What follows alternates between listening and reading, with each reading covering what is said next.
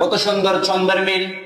আপনি অন্য পৃথিবীর অন্য কোন বইয়ে অন্য কোন কিতাবে এত সুন্দর ছন্দের মিল পাবেন না যতটা ছন্দের মিল আল্লাহ তাআলা এই কোরআন কারীমের মধ্যে দিয়েছেন।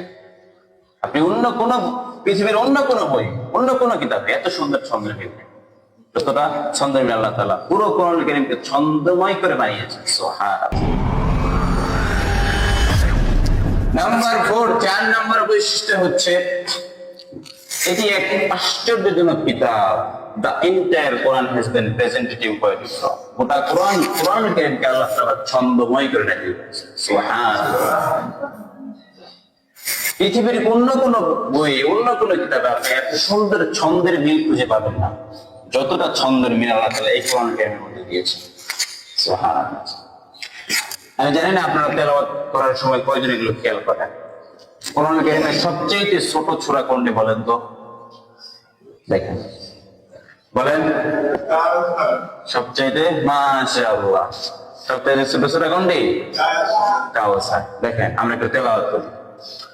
আল্লাহ তাআলা বলছেন, ইন্না আ'তাইনাকাল কাউসার ফাসাল্লি লিরাব্বিকা ওয়ানহার ইন্না শানিয়াকা হুয়াল আবতার। আপনি ছন্দমিল খুঁজে পাচ্ছেন না? এই যে দেখেন, ইন্না আ'তাইনাকা, একটু পার্টিসিপেট করুন সবাই, বলেন না, ইন্না আ'তাইনাকা ফাসাল্লি লিরাব্বি ফাসাল্লি লিরাব্বিকা ওয়ানহার ইন্না শানিয়াকা হুয়াল আবতার। এই প্রত্যেকটা ভার্স, প্রত্যেকটা আয়াতের শেষে র সাকিন, কাউসার, ওয়ানহার, আবতার আসে না? আসে না?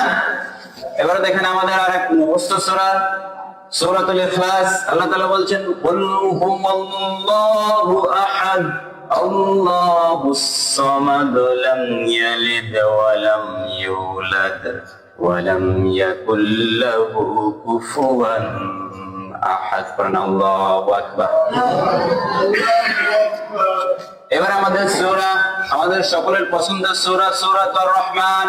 আল্লাহ তাআলা বলছেন, আর রহমান আল্লামাল কুরআন খালাকাল ইনসান আল্লামাহুল বায়ান। সুবহানাল্লাহ। কত সুন্দর ছন্দের মিল।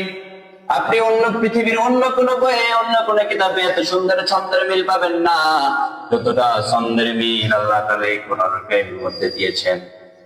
আপনি অন্য কোন পৃথিবীর অন্য কোন বই অন্য কোন কিতাবে এত সুন্দর ছন্দের মিল নেই যতটা ছন্দের মিল আল্লাহ তাআলা পুরো কোরআন কারীমকে ছন্দময় করে বানিয়েছেন। সুবহানাল্লাহ।